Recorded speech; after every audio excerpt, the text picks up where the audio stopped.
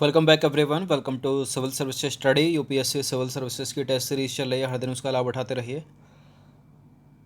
Next test लगाते हैं, test number 375। Important होंगे प्रश्न, तो चलिए स्टार्ट करते हैं। इस टेस्ट में हम फोकस करने वाले हैं एंशिएंट इंडिया पर, मतलब प्राचीन कालीन भारत का इतिहास। तो क्वेश्चन नंबर बना है, आ जाइए। आज हो गई है 4 जून 2020 जब यह टेस्ट रिकॉर्ड किया जा रहा है। क्वेश्चन नंबर 1 है, उत्तर भारत के प्रसिद्ध एकेश्वरवादी संत कबीर के संदर्भ में निम्नलिखित में से कौन सा कथन जो है वो सत्य होगा। देखिए, कबीर ने निर्गुण ईश्वर की उपासना पर बल दिया, पहला स्टेटमेंट यह। दूसरा स्टेटमेंट है, कबीर महान मुगल सम्राट जहांगीर के समकालीन थे और कबीर के पद गुरु ग्रंथ साहिब में संकलित हैं और कबीर अवतारवाद के घोर विरोधी थे। कौन सा करेक्ट है, इसमें इंपॉर्टेंट है, प्रश्न पूछे जाते हैं यूपीएससी सिविल सर्विसेज में। देखिए, पहला वाला करेक्ट है, कबीर ने निर्गुण ईश्वर की उपासना पर बल दिया। ये तीसरा वाला करेक्ट है, कबीर के पद गुरु ग्रंथ साहिब में संकलित हैं। चौथा वाला करेक्ट है, कबीर अवतारवाद के घोर विरोधी थे। लेकिन दूसरा वाला जो है वो इनकरेक्ट है, कबीर जहांगीर के समकालीन थोड़ी थे। जहांगीर तो छोड़ो, अकबर के समकालीन भी नहीं थे। किसके समकालीन थे फिर? सिकंदर लोदी के कह सकते हैं इनको। तो सेकंड वाले को एलिमिनेट करो तो जहाँ जहाँ दो नहीं होगा, एक में ही है खाली। 1 3 4 इसका उत्तर है बी। तो देखिए, कबीर जहांगीर के नहीं बल्कि सुल्तान सिकंदर लोदी के समकालीन थे। कबीर एक समाज सुधारक भी थे। उन्होंने तत्कालीन समाज में व्याप्त बाह्य आडंबरों का पुरजोर विरोध किया और एकेश्वर पर बल दिया, एकेश्वरवाद पर बल दिया, मतलब एक ईश्वर, सभी के लिए एक ईश्वर। कबीर ने ईश्वर की निर्गुण भक्ति पर बल दिया तथा मूर्ति पूजा और अवतारवाद आदि का विरोध किया। कबीर का जन्म हुआ था 15वीं शताब्दी में वाराणसी में और इनकी मृत्यु हुई थी मगहर में। कहाँ पर है? मगहर, बिहार में। क्वेश्चन नंबर 2 पर आ जाइए। सिख धर्म के प्रवर्तक गुरु नानक देव के संदर्भ में कुछ स्टेटमेंट है यहाँ पर, और बताना कि कौन सा गलत है, असत्य है। तो गुरु नानक ने सिखों के आदि ग्रंथ गुरु ग्रंथ साहिब की रचना की। गुरु नानक मुगल सम्राट बाबर के समकालीन थे और गुरु नानक के उत्तराधिकारी गुरु अमरदास थे। बाबर के बाद अकबर के बाद हुमायूं, इस तरह से चलता है क्रम। तो पहला वाला करेक्ट है, गुरु नानक ने सिखों के आदि ग्रंथ गुरु ग्रंथ साहिब की रचना की है। बिल्कुल, गुरु नानक देव बाबर के समकालीन थे, ये वाला भी सही है। गुरु नानक के उत्तराधिकारी अमरदास थोड़ी थे। देखिए, सिखों के 10 गुरु हैं, 10 के आपको नाम याद रखने हैं। तो गुरु नानक देव पहले हो गए, फिर दूसरे नंबर के गुरु अंगद देव हो गए। तो गुरु अंगद देव हो गए ना उत्तराधिकारी। अमरदास तो तीसरे हैं ना, तीसरे अमरदास, चौथे रामदास, इस तरह से। वो 10वें गुरु गोविंद सिंह। तो थर्ड वाले को काटो, काटो क्या यही आंसर हो जाएगा? क्योंकि गलत हमको ढूंढना, सी है इसका उत्तर। तो देखिए, कथन 3 असत्य, क्योंकि गुरु नानक के उत्तराधिकारी गुरु अंगद देव थे और गुरु अंगद देव के उत्तराधिकारी गुरु अमरदास, मतलब तीसरे गुरु अमरदास, दूसरे अंगद और पहले गुरु नानक। सिख धर्म के प्रवर्तक गुरु नानक का जन्म हुआ था 1469 में रावी नदी के किनारे तलवंडी, पाकिस्तान में, और इनकी मृत्यु हुई थी करतारपुर में 1539 में। क्वेश्चन नंबर 3 है, सिख धर्म के संबंध में निम्नलिखित कथनों में से कौन सा सत्य है। सिखों के तीसरे गुरु रामदास ने अमृतसर की स्थापना की। 5वें गुरु अर्जुन देव ने स्वर्ण मंदिर की स्थापना की। गुरु रामदास सम्राट अकबर का समकालीन था। तो के ज़्यादा ठीक रहेगा, के समकालीन थे। चलिए, तो सिखों के तीसरे गुरु गुरु रामदास ने अमृतसर की स्थापना तो की। गुरु रामदास ने अमृतसर की स्थापना तो की, लेकिन गुरु रामदास सिखों के चौथे गुरु थे, तीसरे नहीं थे। तीसरे नहीं थे, तीसरे कौन से थे? पहले गुरु नानक देव, दूसरे गुरु अंगद देव, तीसरे गुरु अमरदास और चौथे हैं गुरु रामदास। तो कर दो एलिमिनेट, पहला वाला आंसर निकलेगा कैसे? नहीं निकला। तो देखिए, 5वें गुरु अर्जुन देव ने स्वर्ण मंदिर की स्थापना की, करेक्ट है ये। और गुरु रामदास सम्राट अकबर के समकालीन थे, ये सही है। दूसरा तीसरा सही है, बी है इसका आंसर। तो गुरु रामदास सिखों के चौथे गुरु थे, पहला वाला गलत है। स्वर्ण मंदिर की स्थापना सिखों के 5वें गुरु अर्जुन देव ने की थी, बहुत पूछते हैं इसको। इस मंदिर का निर्माण कार्य जो है 1589 से 1604 तक चला। इसे हरमंदर साहिब के नाम से जाना जाता है। और गुरु रामदास का जन्म 1534 में हुआ था। ये अकबर के समकालीन थे, याद रखना।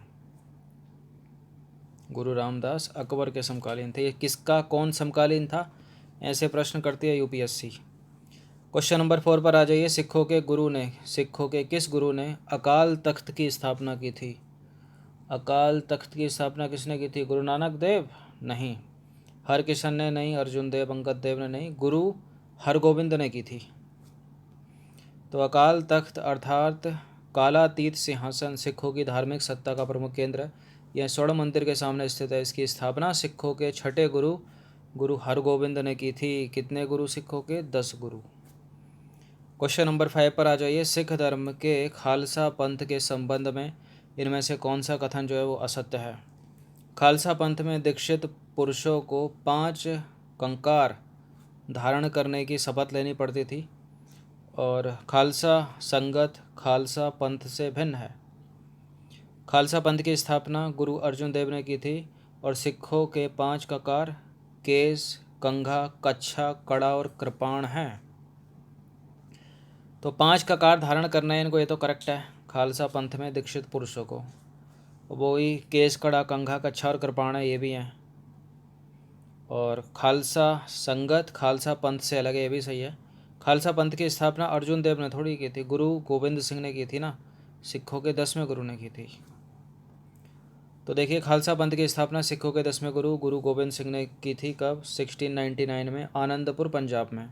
तो पहला वाला गलत हो गया। खालसा पंथ में सिख लड़कों व लड़कियों को दीक्षित करने के लिए पाहुलू समारोह का आयोजन किया जाता है और इस कार्यक्रम के तहत दीक्षा प्राप्त करने वाले को एक ही प्याले में जो है पेय पिलाया जाता है। इससे क्या होता है? जाति भेद की समाप्ति हो सके। अब देखिए खालसा पंथ में दीक्षित होने वाले पुरुष दीक्षितों को 5 ककार धारण करने पड़ते हैं और खालसा पंथ के प्रतीक हैं वो हैं केस मतलब लंबे बाल, और कंघा बाल संवारने के लिए, कच्छा, कड़ा और कृपाण। अब देखिए खालसा संगत जो है वो खालसा पंथ से अलग है। खालसा संगत का अभिप्राय सिखों की सभा से है और इसे सामान्यतः साध संगत अर्थात पवित्र लोगों की सभा कहा जाता है। क्वेश्चन नंबर 6 पर आ जाइए। प्रसिद्ध मध्यकालीन संत तुलसीदास के संदर्भ में कुछ स्टेटमेंट है। तुलसीदास ने वैराग्य संदीपनी की रचना की। और दूसरा स्टेटमेंट है तुलसीदास मुगल सम्राट अकबर के समकालीन थे और तुलसीदास अवतारवाद के विरोधी थे। देखिए अवतारवाद के विरोधी कबीरदास थे, तुलसीदास नहीं थे। तुलसीदास ने अवतारवाद का समर्थन किया। तुलसीदास अकबर के समकालीन थे, ये करेक्ट है। तुलसीदास अकबर के समकालीन। और तुलसीदास के एक व्यक्ति और समकालीन कौन? सूरदास। वैराग्य संदीपनी तुलसीदास की रचना, करेक्ट है। तो 1 और 2 सही है यहाँ पर, तीसरा गलत है, तो सी करेंगे इसका आंसर। तो तुलसीदास ने अवधी भाषा में लिखी है रामचरितमानस, याद रखना इसको। इसके अतिरिक्त तुलसीदास ने वैराग्य संदीपनी, कवितावली, श्री कृष्ण गीतावली, विनय पत्रिका आदि प्रमुख ग्रंथों की रचना की। तुलसीदास मुगल सम्राट अकबर के समकालीन थे, करेक्ट है दूसरा वाला। और तुलसीदास ने सगुण भक्ति पर बल दिया और अवतारवाद का समर्थन किया है और कबीर ने अवतारवाद का विरोध किया है। क्वेश्चन नंबर 7 पर आ जाइए। भारतीय इतिहास के भक्ति आंदोलन के प्रसिद्ध संत सूरदास के संदर्भ में इस बार स्टेटमेंट है। तुलसी हो गए, इस बार सूरदास की बारी, कबीर भी हो गए। देखिए सूरदास संत बल्लभाचार्य के शिष्य थे। बल्लभाचार्य के थे या विट्ठलनाथ के थे? बल्लभाचार्य के थे, पढ़ा होगा बचपन में। सूरदास अष्टछाप के कवियों में एक थे, ये भी करेक्ट है। सूरदास संत तुलसीदास के समकालीन थे। सूरदास तुलसीदास के समकालीन हो गए, तुलसीदास अकबर के समकालीन। तो ये तीनों एक दूसरे के समकालीन हो गए देखा जाए तो, याद रखना इसको, करेक्ट है सारे के सारे, डी है इसका उत्तर। तो देखिए संत सूरदास जो हैं संत बल्लभाचार्य के शिष्य थे और बल्लभाचार्य जो हैं वो पुष्टि मार्ग के संस्थापक और प्रवर्तक थे। अब देखिए अष्टछाप की स्थापना बल्लभाचार्य के पुत्र विट्ठलनाथ ने की थी और ये 8 भक्ति कवियों की मंडली थी, भक्त कवियों की मंडली थी। इसके अंतर्गत बल्लभाचार्य के 4 शिष्य कुंभन दास, सूरदास, परमानंद दास और कृष्णदास थे। अन्य 4 जो थे वो विट्ठलनाथ के शिष्य थे। विट्ठलनाथ कौन? विट्ठलनाथ कौन? विट्ठलनाथ हैं सूरदास के सुपुत्र, और सॉरी वल्लभाचार्य के सुपुत्र। और वल्लभाचार्य कौन? सूरदास के गुरु। अब देखिए वल्लभाचार्य के 4 शिष्य हो गए कौन? कुंभन दास, सूरदास, परमानंद दास और कृष्णदास। और 4 हो गए विट्ठलनाथ के शिष्य। विट्ठलनाथ कौन कौन से हैं उनके शिष्य?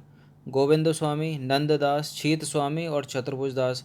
ये 8 भक्त कवि श्रीनाथ के मंदिर में श्री कृष्ण लीला में सदैव उनके साथ रहते हैं और इस कारण इन्हें अष्ट सखा भी कहा जाता है। तो दूसरा वाला भी करेक्ट हो गया।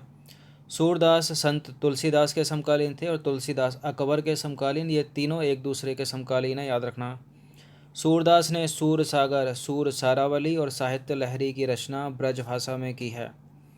और कबीर के बारे में अगर पूछा जाए तो साखी सबद रमैनी बीजक के नाम से उनका संकलन है। इनको इंटरचेंज करके पूछ लेते हैं। सूर सारावली कबीर में रख दी, बीजक सूरदास के अंदर रख दी। चलिए क्वेश्चन नंबर 8 है, मध्यकालीन भारत के प्रसिद्ध संत शंकर देव के संदर्भ में कौन सा गलत है? शंकर देव ने एक शरण संप्रदाय की स्थापना की थी। इन्होंने शैव धर्म के प्रचार प्रसार में महत्वपूर्ण योगदान दिया। शंकर देव ने मूर्ति के रूप में कृष्ण की पूजा का विरोध किया और शंकर देव ने अपना कार्यक्षेत्र असम को बनाया। देखिए शंकर देव ने अपना कार्यक्षेत्र असम को बनाया, ये करेक्ट है। शंकर देव ने मूर्ति के रूप में श्री कृष्ण की पूजा का जो है वो विरोध किया है। और शंकर देव ने एक शरण संप्रदाय की स्थापना की, ये भी करेक्ट है। शंकर देव ने शैव धर्म के प्रचार प्रसार में योगदान नहीं दिया। ये तो वैष्णव धर्म से संबंध रखते हैं ना, तो शैव धर्म के में क्यों प्रचार प्रसार करेंगे? तो असत्य है दूसरा वाला स्टेटमेंट।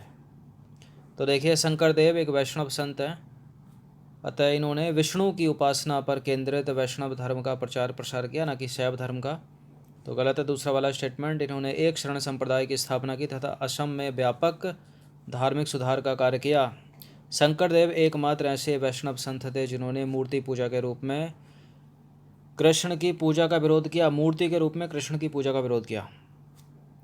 क्वेश्चन नंबर 9 पर आ जाइए। निम्नलिखित संत और उनसे संबंधित संप्रदाय के संदर्भ में कौन सा सही सुमेलित है? सूची 1 में संत है, सूची 2 में संप्रदाय। श्री संप्रदाय के सामने लिखा है रामानुजाचार्य, सनक संप्रदाय के सामने निम्बारकाचार्य, बरकारी संप्रदाय के सामने तुकाराम और रुद्र संप्रदाय के सामने वल्लभाचार्य। कौन कौन इसमें सही सुमेलित हैं? देखिए बरकारी संप्रदाय के संत हैं ये संत इधर होना चाहिए और संप्रदाय इधर होना चाहिए। चलिए ये संप्रदाय है और ये संत है, थोड़ी देर के लिए इसको संप्रदाय संत कर लीजिए। तो तुकाराम का संबंध बरकारी संप्रदाय से है, ये सही है, करेक्ट है। वल्लभाचार्य का रुद्र संप्रदाय से, ये सही है। सनक संप्रदाय का निम्बारकाचार्य सही है और श्री संप्रदाय का रामानुजाचार्य सही है। तो सारे के सारे तो करेक्ट हैं, डी है इसका उत्तर 1 2 3 4। तो देखिए उपरोक्त सभी कथन जो है वो सुमेलित हैं। रामानुजाचार्य का संबंध श्री संप्रदाय से, निम्बारकाचार्य का सनक संप्रदाय से, तुकाराम का बरकारी संप्रदाय से और वल्लभाचार्य का है रुद्र संप्रदाय से। इसमें मोस्ट इंपॉर्टेंट है तुकाराम का बरकारी संप्रदाय और निम्बारकाचार्य का सनक संप्रदाय, बहुत पूछते हैं इनको। अब आ जाइए क्वेश्चन नंबर 10 पर। भक्ति आंदोलन के संदर्भ में कुछ स्टेटमेंट है, यहाँ पर बताना कि इनमें से कौन सा सही है। अचिंत्य भेदवाद का संबंध चैतन्य महाप्रभु से है। निपख संप्रदाय के प्रवर्तक दादू दयाल थे और हितहरि वंश ने राधा वल्लभ संप्रदाय की स्थापना की थी। तो करेक्ट है पहला स्टेटमेंट, अचिंत्य भेदभाव का संबंध चैतन्य महाप्रभु से है। निपख संप्रदाय के प्रवर्तक दादू दयाल थे और हितकरी वंश ने राधा वल्लभ संप्रदाय की स्थापना की थी। दादू दयाल से संबंधित प्रश्न यूपीएससी सिविल सेवा में 2014 में पूछा जा चुका है। फिलहाल ये तीनों के तीनों करेक्ट हैं, डी है इसका उत्तर 1 2 3। तो देखिए उपरोक्त सभी कथन सत्य हैं। अचिंत्य भेदभाव का संबंध मध्य गौड़ीय संप्रदाय के प्रवर्तक चैतन्य महाप्रभु से है और निपख संप्रदाय के प्रवर्तक दादू दयाल थे तथा हितहरि संप्रदाय या वंश ने राधा वल्लभ संप्रदाय की स्थापना की थी। हितहरि वंश ने राधा वल्लभ संप्रदाय की स्थापना की थी। तो करेक्ट हो गया यहाँ, सेकंड वाला इस लाइन से करेक्ट हो गया, थर्ड वाला इस लाइन से करेक्ट हो गया, 2 और 3 सत्य हो गए। तो ये 10 प्रश्न थे एंशिएंट इंडिया के, अच्छे से इसका रिवीजन कर लेना 1 से 2 बार। धन्यवाद।